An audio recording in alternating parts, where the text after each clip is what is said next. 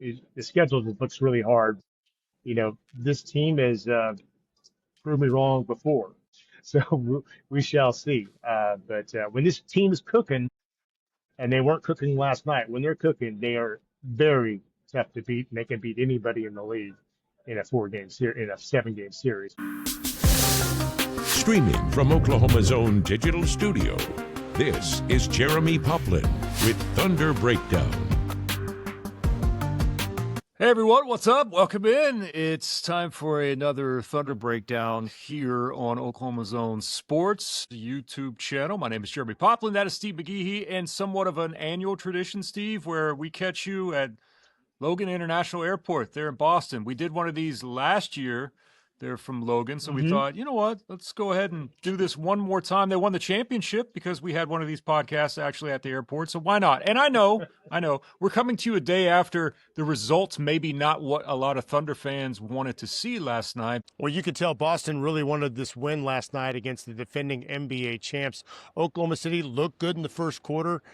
Boston only 20 points in that first quarter because they were not making shots. They started to warm up. They almost hit nearly 20 threes in the game. Boston, when they're shooting threes and playing good defense, they are tough to beat, especially here at TD Garden.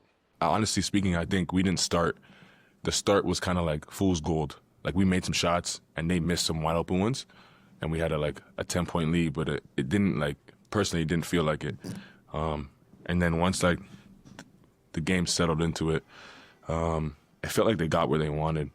And yeah, but offensively, I thought we were good, but I think what happened was when they started hitting shots, we got a little more stagnant. So just trying to be better in that regard. Oklahoma City's lead in the Western Conference race drops to 2 games. The Spurs winners last night. Spurs have an easier schedule down the stretch compared to the Thunder. And it sounds like if Shai needs to play the last 9 games to maintain that #1 spot in the West, he is up for the challenge. But let's just be honest for a moment. When the threes aren't falling the way that they weren't last night for the Thunder, and you're playing a quality opponent the way that Boston was playing last night, chances are you're walking into a bear trap, and that's what the Thunder did. Is that how you pretty much surmise last night's game? Exactly. We're coming to you from Terminal B, Gate 35.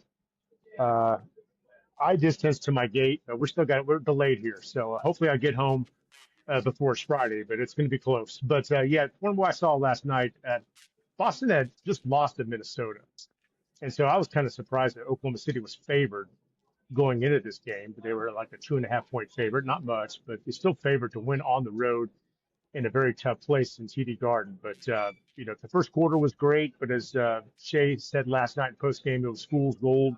They were missing shots, and they started making shots in the second. And they made a lot of free throws in the third quarter, and then they made more in the fourth quarter. And it comes down to, Boston outscores them by 18 points at the 3-point line.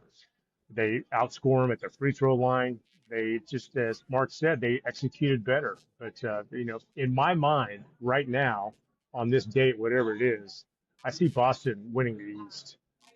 With Tatum coming back sooner than expected, a lot of people thought he may miss the whole year. But with him back in the mix, and once they get Vucevic back, the center they got from Chicago, this is going to be, I think, the best team in the East. And so, we may see a Thunder Celtics series here in June. We'll see. A lot of people seem to think it's be that way. The people I talk to here, Uber driver, hotel clerks, they like this Thunder team, and they like what they're seeing from Boston right now as well. Listening to some Boston media this morning, Steve, the one thing stood out, and they felt like that in all the games back. And I know that there was a big point game for Jason Tatum coming back, I think against Denver, right? In one of the first games that he came back. They felt like that this was the best overall game that they've seen out of Jason Tatum so far last night, because he looked a lot like that version of Jason Tatum that took over the playoff stretch when Boston last won the championship in 24. He looked really good. He's still not 100%, I'm sure, just like, Jalen Williams, certainly not 100% when it comes to getting back in the team aspect of it. He had a bad shooting night, and that accounted to Boston winning the game as well. If Jalen and Chet do a little bit more on offense, we may have a different outcome. And Shai afterwards, even admitted to that, saying, I need to get my guys involved. I'm talking about Chet and Jalen. But sometimes the shots just don't go in. But Tatum, yeah, he's an X factor with it. And Jalen Brown is, going to be up there in the MVP conversation. Now you throw in a guy that's is an all-star, NBA all-star in Tatum, and the coaching from Joe Mazzulla and that home court advantage they have at TD Garden. I just they're going to be really tough to knock out. The Eastern Conference, the Knicks are too up and down. The Cavaliers, they added Harden, but there's we'll see about that. I think it's going to be the Celtics, and it's all because Tatum coming back for sure. If Tatum wasn't coming back, I'd give the edge to somebody else. What was a couple of things that you were looking into last night in terms of the Thunder?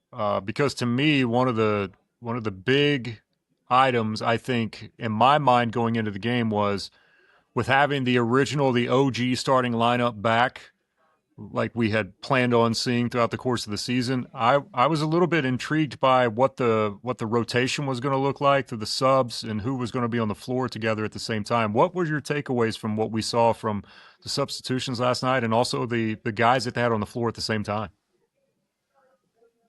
Well, Mark is always going to experiment with substitutions, to see what fits right now. It's just a shame there's just 9 games left in the season, and they're finally together as a whole pretty much. And so it worked to some extent in Philadelphia.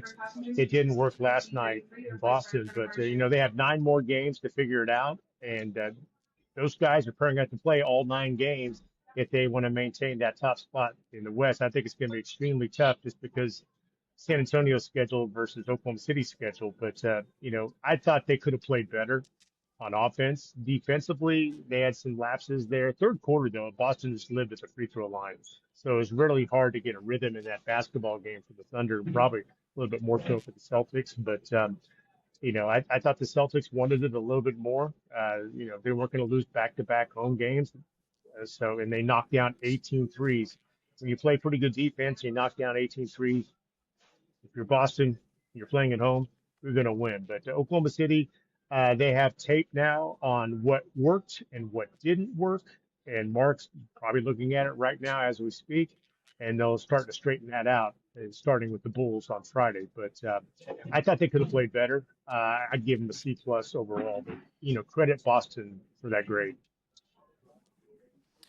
You brought up the schedule, and I just pulled it up here, and I went to Tankathon, my strength of schedule website of choice, and the Jazz have the toughest strength of schedule remaining. Oklahoma City has the second. Now, here are the matchups. The toughest opponents, one game with Detroit. You've got the New York game on Sunday, 2 games with the Lakers, 1 with the Nuggets, 1 with the Suns, and then 1 with the Clippers. Chicago comes in Friday night and then 1 game with the Jazz. That's the number 2 overall strength of schedule. And now, Steve, you got to keep on scrolling and scroll some more until you get down to where the Spurs are. And they're listed at number 20 on this.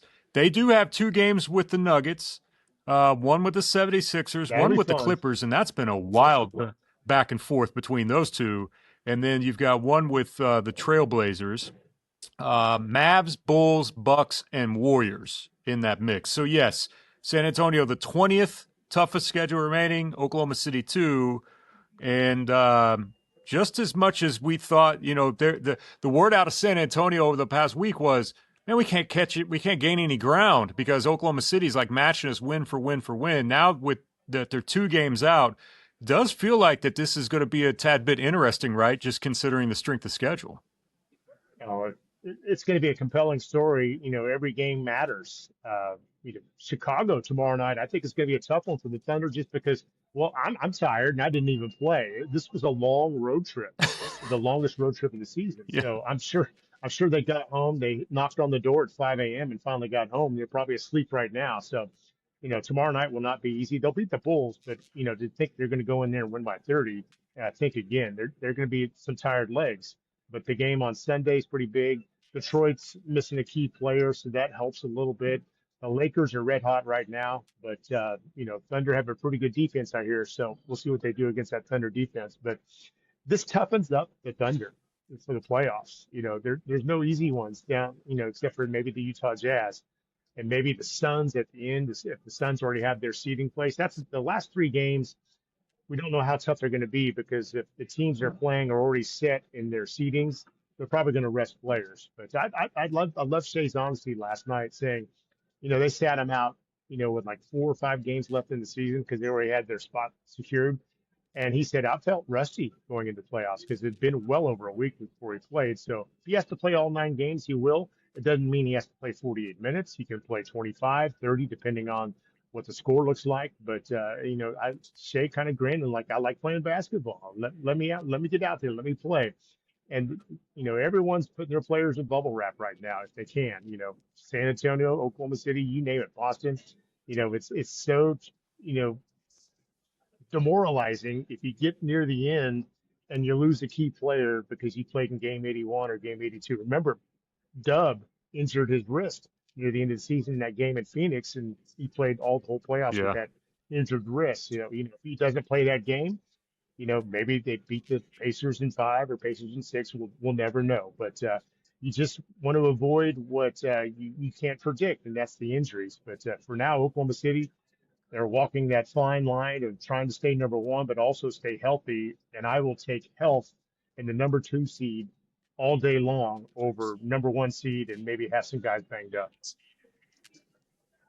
Oh, there's no doubt. By the way, if you're just joining us, remember, hit that like and subscribe button here as we inch closer towards the playoff run for the Oklahoma City Thunder. You brought up J-Dub.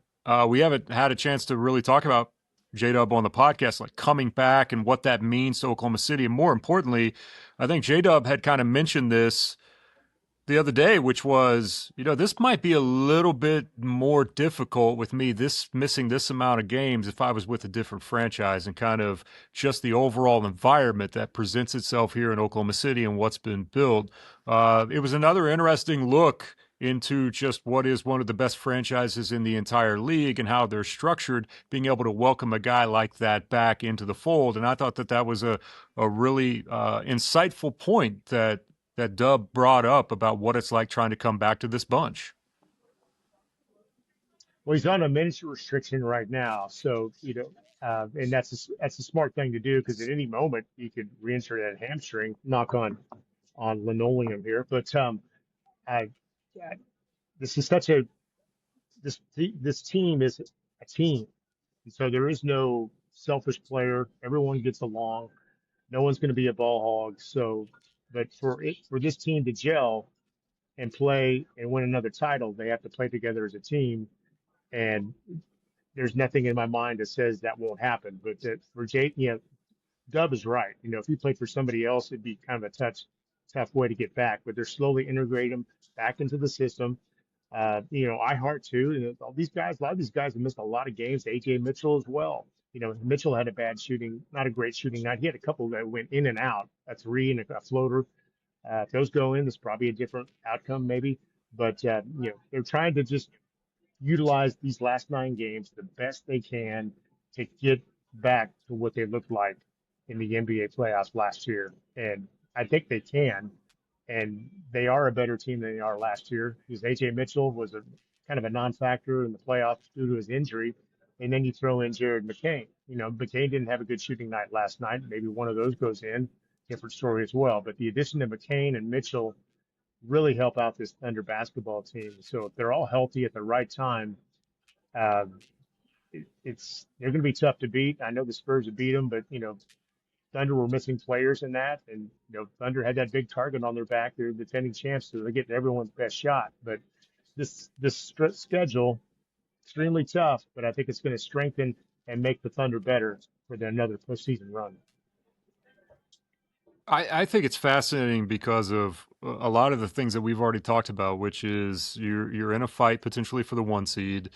You are minute restrictions with J-Dub. SGA is dealing with what? Bursitis, I think. Not that that's a giant red flag or anything. You play this number of games through the course of the season, you're going to have bumps and bruises. Trying to work back in Hartenstein. So there's all these different elements that are working, and they haven't played as an entire unit a lot, and you've only got 9 games to figure it out. That's why, to me, it's so fascinating heading into the playoffs this year with the delicate balancing act that Mark Daigneault and the entire staff has to do with this.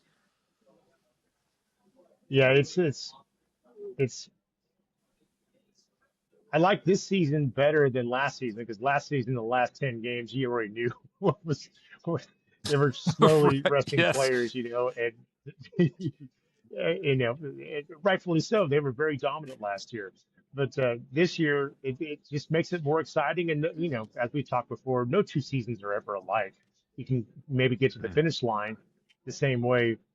You can win it again, but you know, getting there is usually different every year. And that could be the case again this year for the Oklahoma City Thunder. But these last 9 games are going to be, must watch. If you're a Thunder fan, you're going to want to watch these games, and you just kind of hold your breath when a player hits the floor, and hopefully they get back up. Because all it takes is 2 seconds and something to happen, and boom, there goes your season, or it makes it extremely hard to repeat as NBA champs. But uh, I'm really looking forward to this. The back-to-back in LA. I, I still think last night's game was their toughest game remaining. I really do. But the back-to-back games, the Lakers and Clippers out in LA, uh, that could be tough. And of course, the Nuggets as well. But I'm kind of 50-50 if they're going to keep that number one seed. I don't know about you, Pop, but the schedule just looks really hard. But, this team has proved me wrong before. So we shall see. But when this team is cooking, and they weren't cooking last night, when they're cooking, they are very tough to beat, and they can beat anybody in the league in a 7-game series. But it's going to be a lot of fun. It's 50-50 right now. If they can hang on to that one seed, being the 2 seed, I'm okay with that. They know how to win on the road. They just kind of make sure they don't lose one at home. That's the important part. Yeah, I think I'm with you. Give me health. Give me the continuity of this bunch together and playing at full strength, as in a way that's by far more important than what the one seed is to me. And that's just my personal feeling on it. Yes, obviously you want to have home court throughout the entire thing, but if you do happen to fall to the one, let's just say this: I think the one seed is far more important to San Antonio this year than what it is to Oklahoma City. That's just me. Now, we can have these arguments about what the 3 or 4 years in the future look like, and what we think are going to be some pretty classic battles between these two franchises with the way that things are setting up. But for this year, I think it would be far more important to San Antonio. You brought up cooking, and like we haven't stopped cooking here in Oklahoma because while the Thunder are on this big road trip and you're away, this morning, they have the groundbreaking ceremony for the new arena. That's basically right across the street from where our office is.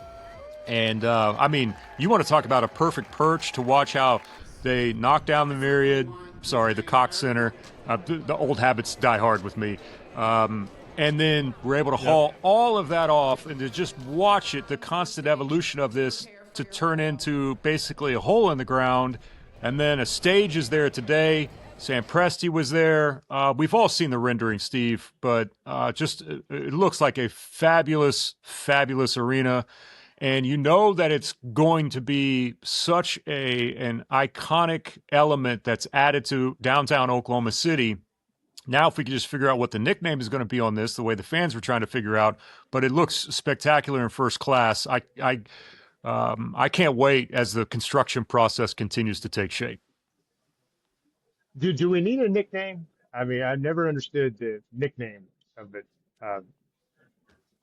Do we? Yeah, I know. I don't Home of the know if champs? we now. This is just me, but like if I'm Continental, like I want my name in there. I don't want you to just refer to it as the Coliseum. Like I want the full name in there. So I know this is a bar in the John Wick series, but maybe we just refer to it as the Continental. I think that's pretty sweet, right? If we have to just gloss it something. You know what? Yeah, I'm going to go ahead and say that. Live from the Continental, Steve McGehee, Oklahoma's own. Right there. Continental Coliseum. The S's give me trouble, so I think I'm okay with Continental Coliseum. I'm good with that, but it'll probably go to the Continental. Live from the Continental. It just sounds fancy. It sounds good, but if they wanted Continental Coliseum, I'll say Continental Coliseum. But Chesapeake Energy Arena, dipped to the peak. It was just called from the peak. And so, Paycom Center is pretty easy to say, but I don't think we need a nickname. It looks great. I'm anxious to see what it all looks like. To see. I was told, I think we talked about this earlier, but a lot of the ideas came from the football stadium, Allegiant Stadium in Vegas. So I've never been I've been by that one, but I've never been inside of it. So I'm kind of, I'd like to take a tour of that to kind of get a better understanding of what this arena would look like. But they traveled to many new arenas around the country a few seasons ago. So I know this is going to be what, it's going to fit Oklahoma, this Coliseum. It's going to be a piece of Oklahoma. So I'm anxious to see it. I just want to know if there's going to be a walkway or a tunnel from News 9 to get to the Yes. Coliseum or the Continental. I need to keep working on some people that, could generate that, because I can't do it. But that would be nice to have some type of walkway to go right to the Coliseum or a tunnel. I know there's a tunnel down there somewhere. But if I have to Let's walk just go across the full on street, tunnel. I'll walk across the street. Let's go full on tunnel and let's make it Shuttle. wide enough, right? For you Oh, to I have thought- a shuttle to take back I and thought you forth said all the shuttle gear bus. back and forth. Oh man! Oh, that's a great idea. That can happen. That can happen. We'll park it right A there in golf front, cart, lock it up. something, right? We're good. Yeah. Yes. Yeah, let's go get a John Deere Gator, We're right, good. with a small trailer, and we can, yeah, as long as it's big enough to fit that. I'm not asking for a full 18-wheeler to be able to fit under there. We just need something that makes our lives easier and your life easier, since we're just going to be right across the street. By the way, the Did you see Continental people? also. I guess. The Continental also feels like something, Steve, to me, that when you say like, yeah, we're going downtown to the Continental, that feels like you really need to dress up for that, right? Like it feels like you're rolling into a Yeah, classy that's a joint. 5-star. See, I don't know if I fit in that then. I really don't. I really don't. Oh yeah. But we have ideas. We have lots of ideas here. Well, I don't know if any are going to come true, but it's fun to talk about. But it's going to be Yeah, great. nope. And I think the Thunder is still going to be still going to be a very good basketball team when this arena is built. So that's Oh yeah. the fun part is. I remember when the Warriors opened up Chase Center. That was the year everyone was hurt, and they still sold that place out. That was incredible. Yeah, it's going to be phenomenal when it's all said and done. And like I said, we get a kind of a porch seat there from News 9 to kind of watch all of that start to take shape. All right, Thunder back in town coming up on Friday night, taking the Chicago Bulls, and they got the big game with the Knicks coming up on Sunday. I know that you'll be there with all of the great coverage that you provide and that we have for you here at News 9 and also News on 6 in Tulsa. Man, be safe. I know that the flight looks a little like, I don't know about tonight. You've been kind of delayed a little bit. I hope you get back soon. We'll see and here. at least you get to lay Right. your head in your own bed at home sometime soon. I think we'll see. We'll see. All right. Fingers crossed for sure. Steve from the Boston airport, Logan, as they refer to it. I appreciate you, and we'll see you not only on television, but on the website, news9.com, news16.com as well. And remember to hit that like and subscribe button here on Oklahoma Zone Sports, and we'll see you next time here with another Thunder update. Thank you for watching this Oklahoma Zone digital studio stream. Stay with News 9, online and on television, anytime for the latest news, weather, and sports.